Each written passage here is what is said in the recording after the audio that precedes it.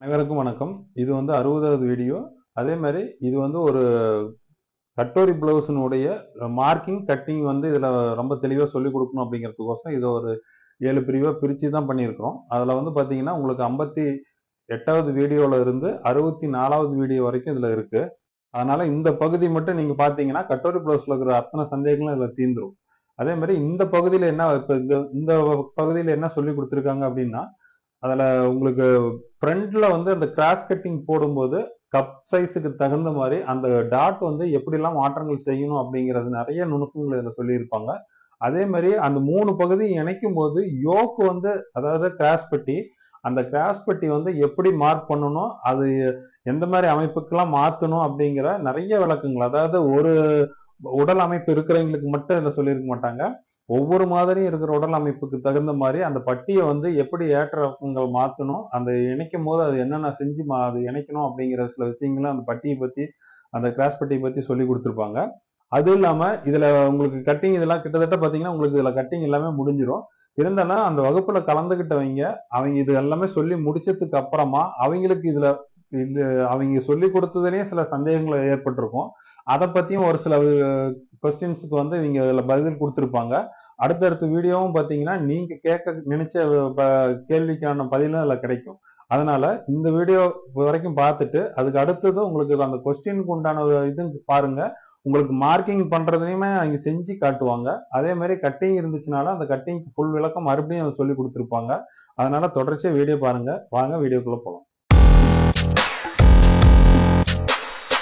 இப்போ டாட் நம்ம எங்க பிடிக்கணும் அப்படின்னா, இது எப்பவும் போல இங்க நாட் போட்டுக்கோங்க. அதே மாதிரி இங்கேயும் இங்கேயும் நாட் போட்டுக்கோங்க. இப்போ இதுல வந்து நீங்க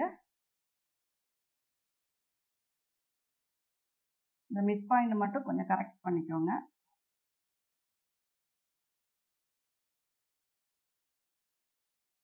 லைட்டா அட்ஜஸ்ட் பண்ணிக்கோங்க, ரொம்ப வெட்ட வேண்டாம், ஏன்னா நமக்கு கிளாத் தேவை. இதை மட்டும் கரெக்ட் பண்ணிக்கோங்க. இப்போ இதுல டாட் போடுவோம், இங்க டாட் போடுவோம். இங்க வந்து நமக்கு டாட் வராது. இப்போ இதை வந்து நீங்க இதுல வச்சு ஸ்டிச் பண்ணணும். பிரின்சஸ் கட் மாதிரியே தான் இந்த லைன் வந்து இதுல வச்சு நீங்க தைக்கும் போது இதுல வந்து கரெக்டா பிளேஸ் ஆகும். சரிங்களா? நமக்கு இதோட வரும்போது உங்களுக்கு இந்த ஃப்ரண்ட் போர்ஷன் வந்து கரெக்டான அளவு கிடைச்சிடும். இதுக்கு யோக் வந்து யூஸ்வலா நீங்க உங்களுக்கு வந்து இந்த பட்டியோட லென்த் தெரியும்.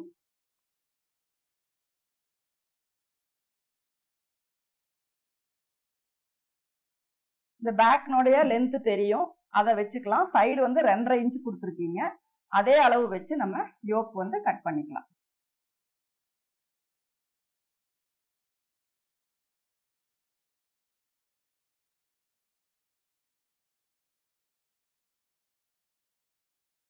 ரெண்டரை இன்ச் அப்படிங்கிறது நம்ம 4 இன்ச் கொடுத்துக்கலாம்.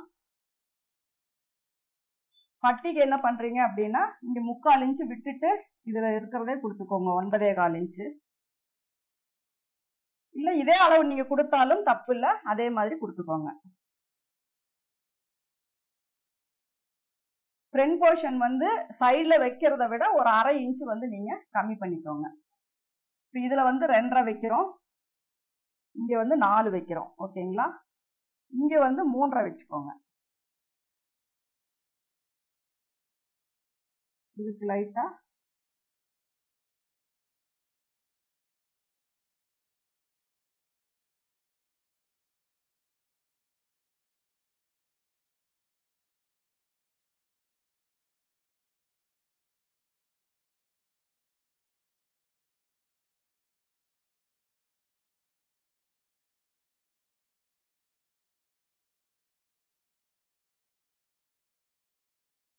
இது வந்து இந்த போர்ஷனுக்கு மேட்ச் பண்ணிக்கோங்க. இங்க வந்து ரொம்ப ஹைட் வேண்டாம், ஏன்னா இங்க நம்ம வந்து உயரத்தை குறைச்சிருக்கோம். அதனால இங்க நார்மலா வச்சுக்கோங்க. இங்க வர வர நமக்கு எப்பவும் போல இங்க வர அளவு இங்க நமக்கு வந்துடும். சரிங்களா? இதுவுமே பட்டி வந்து நம்ம உயரம் கம்மியா தான் கொடுத்துருக்கோம். கொஞ்சம் இங்க முன்ன பின்ன வந்துச்சுன்னா இங்க டாட்டை வந்து கட் பண்ணாதீங்க. இந்த சைட்ல வர போர்ஷன் மட்டும் இப்படி வந்துச்சு அப்படின்னா இதை மட்டும் கட் பண்ணுங்க. சரிங்களா? நீங்க டாட்டோட சேர்த்து கட் பண்ணிட்டீங்கன்னா இங்க உங்களுக்கு கப் ஷேப் வந்து டைட் ஆயிரும். அதனால இங்க மேக்சிமம் சரியா வரணுங்கிறதுக்காக தான் 1/2 இன்ச் இதுல எக்ஸ்டெண்ட் பண்ணி நம்ம கட் பண்றோம். அப்படி வரும்போது கரெக்டா நீங்க ஸ்டிச் பண்ணீங்கன்னா உங்களுக்கு இது கரெக்டா தான் வரும். அப்ப இந்த ஷேப் வந்து இப்படி இருக்கும். அப்ப நீங்க யோக் அட்டாச் பண்ணும்போது இது இந்த போர்ஷன்லயும் இது இங்கேயும் வரும். சரிங்களா? இங்க ரொம்ப ஷார்ப் மட்டும் கொடுக்க வேண்டாம், சும்மா லைட்டா ஸ்ட்ரைட் பண்ணிக்கோங்க. ஏன்னா உங்களுக்கு நார்மல் பிளவுஸ் மாதிரி வரும்போது சைடு போர்ஷன் வந்து ரொம்ப ஷார்ப் வராது, ஓரளவுக்கு ஸ்லாண்டிங்கா இப்படிதான் வரும். சரிங்களா? இப்ப இது பாத்தீங்க அப்படின்னா நீங்க ஸ்டிச் பண்ணி முடிக்கும் போது இது மட்டும் உங்களுக்கு கிராஸ்ல வரும். இந்த சைடு போர்ஷன் பாத்தீங்கன்னா உங்களுக்கு ஸ்ட்ரெயிட்ல வரும். இங்க நீங்க தைக்கும் போது இந்த அளவு உங்களுக்கு கரெக்டா வந்துடும்.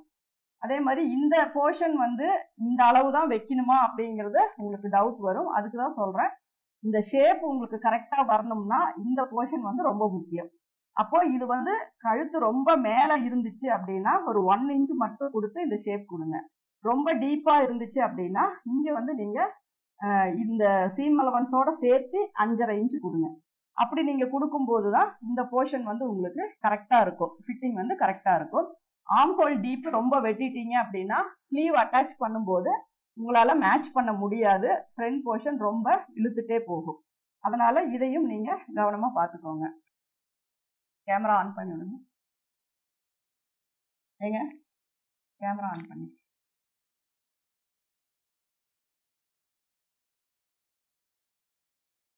இது வந்து ஷோல்டர் எப்பவும் போல 1/2 இன்ச்சு, இங்க பாத்தீங்கன்னா ஒரு 1/4 இன்ச் தான் வித்தியாசம். இதை நீங்க ஸ்டிச் பண்ணிட்டீங்கன்னா இது கிராஸ், இது ஸ்ட்ரெயிட். இது வந்து எப்பவும் போல யோக்கு. யோக்குனோட அளவு நீங்க மைண்ட்ல வச்சுக்கோங்க. இங்க 2.5 கொடுத்துருந்தீங்க அப்படின்னா இங்க 1.5 இன்ச்சு சேர்த்து 4 இன்ச்சுக்கு கிளாத் எடுத்துக்கோங்க. அப்போ சைட்ல பாத்தீங்கன்னா 2.5, இங்க வந்து நீங்க 1 இன்ச்சு சேர்த்து 3.5க்கு நாச் போட்டுக்கோங்க. இப்ப இதுல பாத்தீங்கன்னா உங்களுக்கு எந்த ஒரு ப்ரொசீஜர்லயுமே மாற்றம் வராது. ஃப்ரண்ட் போர்ஷன் கட் பண்ணும்போது மட்டும்தான் சேஞ்சஸ் பண்றோம். அதை மட்டும் ஃபாலோ பண்ணிக்கோங்க. யோக்ல ரொம்ப இது ஹைட் கொடுத்துட வேண்டாம், அதனாலதான் இதை வந்து நான் வந்து குறைச்சி சொல்லியிருக்கேன். அப்ப இந்த இடம் பாத்தீங்க அப்படின்னா ரொம்ப இறங்கி வந்துடக்கூடாது. இதே அளவு இங்க வச்சா உங்களுக்கு என்ன ஆகும் அப்படின்னா இந்த பட்டியோடைய பர்ஃபெக்ஷன் வந்து கரெக்டா வராது. இந்த இடம் ஏதோ லூஸ் வர மாதிரி இழுத்துட்டு இருக்கும். அதனால இங்க 1/2 இன்ச் குறைச்சு வச்சீங்க அப்படின்னா தான் இந்த ஷேப் வந்து உங்களுக்கு ஸ்டிச் பண்ணி முடிக்கும் போது அழகா இருக்கும். அதே மாதிரி மேக்சிமம் இந்த போர்ஷன் வந்து ஒரு 2-2.25 நமக்கு வரணும். அதை விட கம்மியா போச்சு அப்படின்னா இது ரொம்ப தின்னா வந்துடும். அதனால இந்த போர்ஷனை மட்டும் நீங்க கால்குலேட் பண்ணிக்கோங்க. மேக்சிமம் முடிஞ்ச வரைக்கும் ஒரு 2 இன்ச் ஆவது நமக்கு இந்த இடத்துல வரணும். ஏன்னா ஒரு சிலருக்கு கப் ஷேப் ரொம்ப பெருசா இருந்துச்சு அப்படின்னா நம்ம தின் யோக்கு தான் கொடுக்க முடியும், அதுல குறையிறது தப்பு இல்லை. நார்மலா தைக்கிறவங்களுக்கு நம்ம இந்த இடத்துல ஒரு 2 இன்ச்சாவது ஸ்பேஸ் கொடுக்கணும், அதாவது இந்த டீப்ல மட்டும். அப்படி கொடுத்தோம் அப்படின்னா தான் இந்த இடத்துல வந்து சுருக்கம் இல்லாம பட்டி வந்து உங்களுக்கு நீட்டா இருக்கும். இப்ப நீங்க ஸ்டிச் பண்ணி முடிக்கும் போது இந்த டாட், இந்த ஓப்பன் பீஸ் அளவு போக இதுவும் எல்லாமே உங்களுக்கு எல்லாமே ஈவனா ஒரே அளவா உங்களுக்கு கிடைக்கும். அப்ப நீங்க பேக் வந்து உங்ககிட்ட என்ன மெஷர்மெண்ட் இருக்கோ அதுல வந்து ப்ராப்பரா ஒரு பேக் போர்ஷன் கட் பண்ணிக்கோங்க. அடுத்தது என்ன பண்றீங்க அப்படின்னா ஒரு பேப்பர் எடுத்துக்கோங்க. அந்த பேப்பரு அல்லது தேவையில்லாத வேற ஏதாவது ஒரு லைனிங் மெட்டீரியல் அந்த மாதிரி எடுத்துட்டு நீங்க ஸ்ட்ரைட்டா போட்டாலும் சரி, அது கிளாத் எப்படி இருக்கோ அதுக்கு தகுந்த மாதிரி போட்டு ஒரு ஃப்ரண்ட் போர்ஷன் வந்து நீங்க கட் பண்ணிக்கோங்க. இதுல எந்த சேஞ்சஸுமே நான் பண்ணாம தான் எல்லாமே மார்க் பண்ணேன். அதுக்கப்புறம் அதுல நான் என்னென்ன விஷயங்கள் சொன்னேனோ அதை மட்டும் நீங்க அப்ளை பண்ணிட்டு இதை கட் பண்ணி எடுத்துட்டு அதுக்கப்புறம் இந்த பேப்பரை நீங்க இதுலயே ஸ்ட்ரைட்டா போட்டு கட் பண்ணுங்க. இன்னொரு பார்ட்டை வந்து கிராஸா போட்டு கட் பண்ணுங்க. அப்போ வந்து உங்களுக்கு துணி வந்து வேஸ்ட் ஆகாது, மீதி ஆகும். ஏன்னா மறுபடியும் நம்ம ஸ்லீவ் எடுக்கிறதுக்கு நமக்கு கிளாத் தேவைப்படும். அதனால இந்த போர்ஷன் வந்து நம்ம கிராஸ்ல வேணும். இது பாத்தீங்கன்னா இதை விட ஃப்ரண்ட் போர்ஷன்ல வந்து இந்த ஹைட் வந்து நான் எதுவுமே மாத்தல. சரிங்களா? உங்களுக்கு இந்த டாட் பிடிக்கிற இடம் மட்டும்தான் நான் வந்து எக்ஸ்டெண்ட் பண்ணியிருக்கேன். இங்க வந்து ஸ்டிச்சிங்காக நான் 1/2 இன்ச் இங்கேயும் சைட்லயும் நான் கொடுத்துருக்கேன். ஏன்னா நான் இதுல வந்து சீம் அலவன்ஸ் கொடுக்கல. சப்போஸ் நீங்க பேட்டர்ன் போட்டு வெட்டும் போது இதுல 1/4 இன்ச் கொடுத்து கட் பண்ணிக்கலாம், இதுல 1/4 இன்ச் கொடுத்து கட் பண்ணிக்கலாம். நான் இது மெயின்லயே கட் பண்ணிக்கிட்டனால நான் இதுல டோட்டலா 1/2 இன்ச் கொடுத்துட்டேன். அப்பதான் உங்களுக்கு இங்க இருக்க ஸ்பேஸ் வந்து கரெக்ட் பண்ண முடியும் அப்படிங்கறதுனால நான் இதுல 1/2 இன்ச் கொடுத்துருக்கேன். நீங்க ரெண்டு தனித்தனியா வெட்டினீங்கன்னா இதுல ஒரு 1/4 இன்ச்சு இதுல ஒரு 1/4 இன்ச்சு கொடுத்து கட் பண்ணிக்கலாம். எப்படி பார்த்தாலும் உங்களுக்கு ஸ்டிச் பண்ணும்போது இந்த அளவும் கரெக்டா வரணும். நீங்க இப்படி வச்சு பார்க்கும்போது உங்களுக்கு கரெக்டா வரலன்னா நீங்க மெஷர் பண்ணி பாருங்க. எது மாதிரி ஸ்டிச் பண்ணுவோமோ அந்த பெண்ட்லயே இதுல வச்சு செக் பண்ணுங்க. இதுல 9.5 இன்ச் வருது. அதே மாதிரி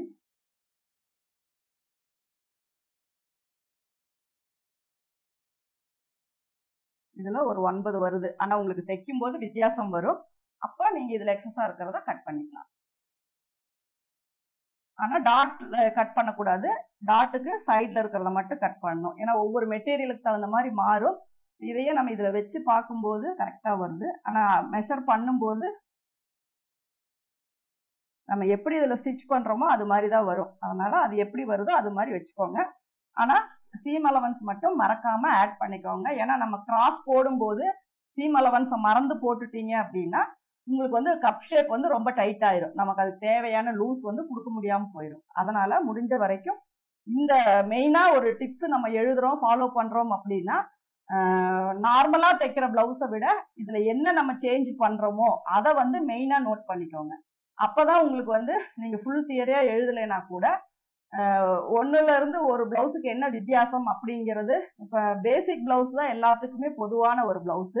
அதுல இருந்து இன்னொரு பிளவுஸை நம்ம மாத்தும் போது அதுல என்னென்ன சேஞ்சஸ், இப்ப போட் நெக்னா 1/2 ஷோல்டர் வைக்கிறோம் அப்படிங்கிறது மெயினான விஷயம். அதே மாதிரி ஹை நெக் அப்படின்னா அதுக்கு ஷோல்டர்ல என்ன பண்றோம் அப்படிங்கிறது, அந்த மாதிரியான வித்தியாசங்களை மட்டும் கரெக்ட் பண்ணிக்கோங்க. பேக் ஓப்பன் அப்படின்னா சீம் அலவன்ஸ் என்ன கொடுக்குறோம், எப்படி கொடுக்குறோம். அதே மாதிரி இப்ப நம்ம நார்மலா கொடுக்குற பிரின்சஸ் கட்டுக்கு சைட்ல எவ்வளவு டாட் கொடுக்குறோம். அந்த மாதிரி சின்ன சின்ன வித்தியாசங்கள் என்ன வருதோ அதை வந்து ஹைலைட் பண்ணி எழுதிட்டீங்க அப்படின்னா உங்களுக்கு ஒரு விஷயத்த பார்த்த உடனே இதுதான் நம்ம சேஞ்ச் பண்ணியிருக்கோம் அப்படிங்கிறது உங்களுக்கு ஈஸியா புரியும்.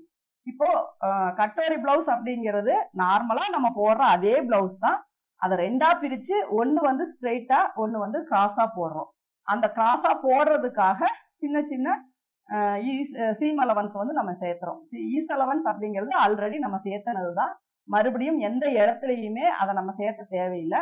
ஆம்ஹோல் ரொம்ப டீப் பண்ணிடக்கூடாது. மெயினா அதை கவனிக்கணும். அதே மாதிரி ஃப்ரண்ட் போர்ஷன் பொறுத்த வரைக்கும் சேம் அதே அளவு வெட்டிட்டீங்க அப்படின்னா ஒரு சிலருக்கு கொஞ்சம் எக்ஸ்பீரியன்ஸ் ஆனதுக்கு அப்புறம் தைச்சதுக்கு அப்புறம் கரெக்டா கூட வரலாம். ஆனா யோக் வந்து என்ன ஆகும் அப்படின்னா இங்க வைக்கும் போது கப் ஷேப் வந்து ஷார்டேஜ் ஆகும். ஏன்னா இங்க நமக்கு வந்து பத்தாம போச்சு அப்படின்னு நம்ம வெட்டிடுவோம். அப்ப என்ன ஆகும் அப்படின்னா நமக்கு டோட்டலாவே யோக்கினுடைய அளவு மாறும், கப் ஷேப்னுடைய அளவு மாறும். அந்த மாதிரி சின்ன சின்ன ப்ராப்ளம் வரும். அப்ப அதுக்காக தான் இதை வந்து நம்ம எக்ஸ்டெண்ட் பண்றோம். இப்ப இதை நீங்க எக்ஸ்டெண்ட் பண்ணிட்டீங்க அப்படின்னாவே உங்களுக்கு மற்றபடி எல்லாத்தையும் அட்டாச் பண்ணும்போது கரெக்டா பர்ஃபெக்டா ஒரு கட்டோரி பிளவுஸ் வந்து உங்களுக்கு கிடைக்கும்.